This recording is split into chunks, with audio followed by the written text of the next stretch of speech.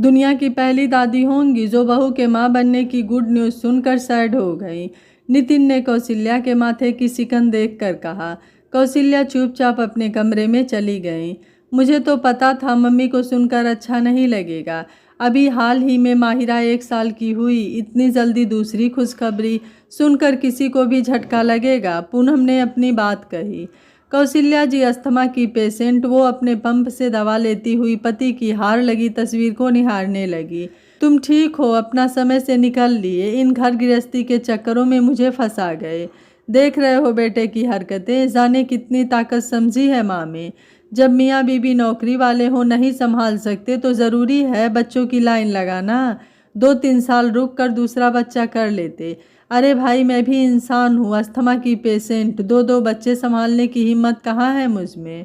कौशल्या जी की आंखें नम हो गई और वो हांफने लगी। कौशल्या शुरू से बड़ी सपोर्टिव सास रही हैं, लेकिन अब समय के साथ उन्हें महसूस होने लगा है कि बच्चे उनका इस्तेमाल कर रहे हैं। लॉकडाउन है, वर्क फ्रॉम होम है, सोचकर 2 बच्चे प्लान कर लिए, लेकिन कल जब दोबारा ड्यूटी ज्वाइन करने निकलोगे तो बच्चे दादी के हवाले। अब बुजुर्ग इंसान की भी काम करने की एक हद होती है। कौशल्या जी बच्चों की खुशी के आगे कुछ न बोल पाई। माहिरा की तरह मानव भी उनकी झोली में डाल दिया गया। अब एक दादी को बुढ़ापे में पोते पोती मिल जाए तो और क्या चाहिए। लेकिन ये बातें बोलने में ही अच्छी लगती हैं। प्रैक्टिकली 2 दूध पीते बच्चों की जिम्मेदारी एक उम्र दराज इंसान को सौंपना निहायत ही गलत है। आज माहिरा और मानव दोनों बच्चे कौशल्या जी के भरोसे छोड़कर नितिन और पूनम अपनी ड्यूटी पर चल दिए। यूं तो सभी काम के लिए मेड आती थी, पर क्या बच्चे संभालना किसी ड्यूटी से कम है। कौशल्या जी की सत्संग मंडली वृंदावन जा रही थी। उनका मन बहुत भटक रहा था। वो कृष्ण की बड़ी भक्त थी, लेकिन बहू बेटे की नौकरी, फिर पोते पोते की जिम्मेदारी, उनकी हिम्मत ही नहीं हो रही थी। कौशल्या जी, अब गृहस्थी की जिम्मेदारी बहू बेटे पर डालिए। हम बुजुर्गों ने सारी जवानी तो इन बच्चों के नाम कर दी, अब बुढ़ापा तो ईश्वर के नाम रहे। पड़ोसन बालकनी से आवाज लगाकर पूछ रही थी। जी, बाके बिहारी की जैसी मर्जी, उनकी मर्जी के बिना पत्ता भी नहीं हिलता। जब मेरे नाम की चिट्ठी आएगी तब मेरी दर्शनों की अभिलाषा पूरी होगी, कौशल्या जी ने भारी मन से कहा।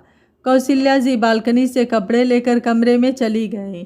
पूनम हफ्ते में 2 दिन ही ऑफिस जाती, बाकी दिन बच्चे छोटे होने की वजह से वो वर्क फ्रॉम होम कर लेती। इतने में लैंडलाइन बजा। बाहर हॉल से कौशल्या जी ने उठाया, अंदर कमरे से उनकी बहू ने। वो हेलो बोलती, इससे पहले पूनम चिल्ला दी। सुनो, कितनी बार कहा है मेरे फ़ोन पर कॉल किया करो। बच्चे सो रहे थे, अभी रिंग से उठ जाते। चेक करो मैडम, पहले मोबाइल पर ही किया है, तुम वाइब्रेशन पर रखी हो तभी लैंडलाइन पर कर रहा हूँ। जब मैंने आपको जवाब दे दिया कि अभी बच्चे छोटे हैं, इनको अकेले छोड़ घूमने निकलना नहीं हो पाएगा, मम्मी जी संभाल लेती हैं, पर हमें ये नहीं भूलना चाहिए कि उनकी भी उम्र हो गई है। बाहर दूसरे फोन से सुन रही कौशल्या को बहुत सुकून मिल रहा था कि चलो बेटा नहीं, बहू को तो उनकी तकलीफ दिखाई देती है। अरे यार, 2 सालों से घर में बंद थे, बड़ी मुश्किल से गोवा का ट्रिप बनाया है। 4-5 दिन की बात है, मम्मी सब संभाल लेंगी।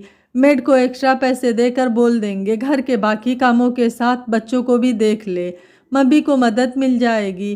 थोड़े टाइम बाद बच्चे बड़े हो जाएंगे, मम्मी का शरीर भी जवाब दे देगा। उससे पहले जो समय मिला है उसको एंजॉय कर लें, फिर तो फंसते चले जाएंगे। कौशल्या जी की आंखें नम हो गई। उनको अनायास ही याद आ गया, कितना बोला था नितिन को अम्मा के पास छोड़ दो, लेकिन तुम्हें तो साथ ही लाना था। पहले इसके दूध के लिए भटक रहे थे, अब वो हजम नहीं हुआ तो दवा के लिए भटकते रहो। जय शंकर जी अपनी पत्नी पर चिल्लाए। कौशल्या जी नितिन को सीने से लगा बोली, हमारे बच्चे हमारी जिम्मेदारी है, इससे दांत आ रहे हैं, ऐसे में बच्चों को लूज मोशन होते ही हैं।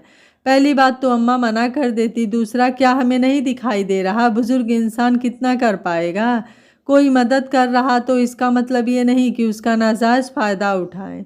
कौशल्या जी की वैष्णो देवी की यात्रा बेटे के खराब स्वास्थ्य की वजह से अच्छे से नहीं हो पाई। आज वही बेटा उनकी शराफत का नाजायज फ़ायदा उठा रहा है। नितिन पूनम को गोवा चलने के लिए मनाता रहा। कौशल्या धीरे से फ़ोन रख दी। कमरे में आंसू न बहाकर उन्होंने बैग बना लिया, अपनी पड़ोसन को फ़ोन करके बता दिया, बाके बिहारी का बुलावा आ गया, मैं तुम लोगों के साथ वृंदावन चल रही हूँ। सुबह की चाय लेकर नितिन माँ के कमरे में पहुँचा। क्या बात है, आज तुझे कैसे फुर्सत मिल गई? बचपन से ही जब तुझे कोई बात मनवानी होती तब तू ऐसे ही मस्का लगाया करता था। बिना स्वार्थ तुम्हें माँ कहाँ याद आती हैं? नितिन को माँ की बातों से नाराज़गी लग रही थी। वो गोवा वाली ट्रिप के बारे में कुछ बोलने के लिए भूमिका बना रहा था। माँ, एक गुड न्यूज़ है। अब ये मत बोलना कि तू तीसरी बार बाप बनने वाला है। क्या माँ, गुड न्यूज़ का मतलब एक ही होता है? मुद्दे की बात पर आओ, इधर उधर की बातें मत करो।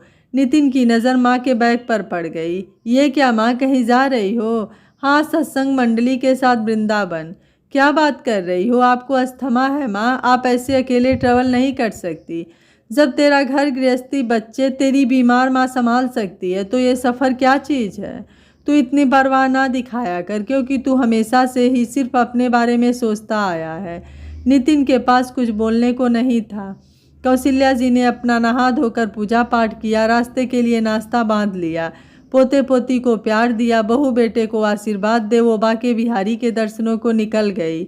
यार, तुम मुझे हिंट नहीं देती तो मुझे कभी समझ में ही नहीं आता कि माँ के मन में मेरे प्रति कितनी नाराज़गी है। नितिन माँ के व्यवहार से व्यथित हो गया।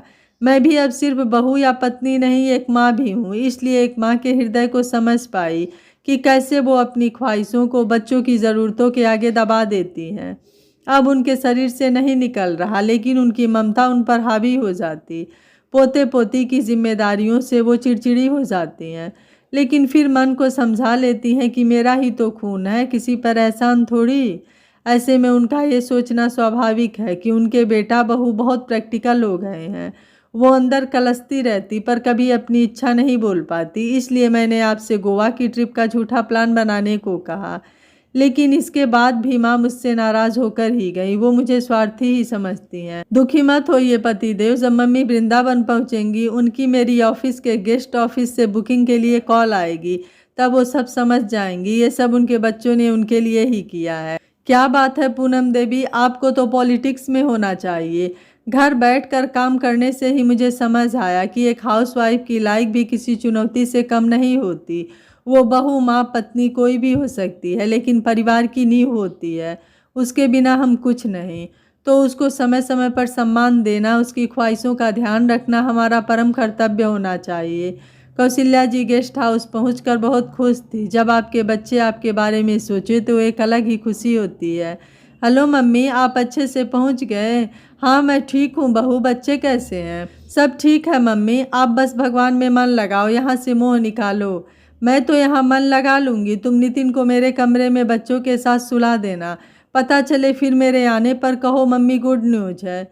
क्या मम्मी, आप भी? पूनम शर्मा गई। कौशल्या जी ने फोन रख दिया। भगवान के द्वार आने के साथ मन में एक अलग ही संतुष्टि थी। कौशल्या जी अपने वृंदावन बाके बिहारी लाल का धन्यवाद कर रही थी कि ऐसी समझदार बहू मिली है जो बेटों को भी सही रास्ते पर ला देगी। आशा है यह कहानी आपको ज़रूर पसंद आई होगी। वीडियो पसंद आया है तो वीडियो को लाइक, शेयर एंड चैनल को सब्सक्राइब कर लीजिएगा। Thank you for watching. मिलते हैं अगली कहानी में।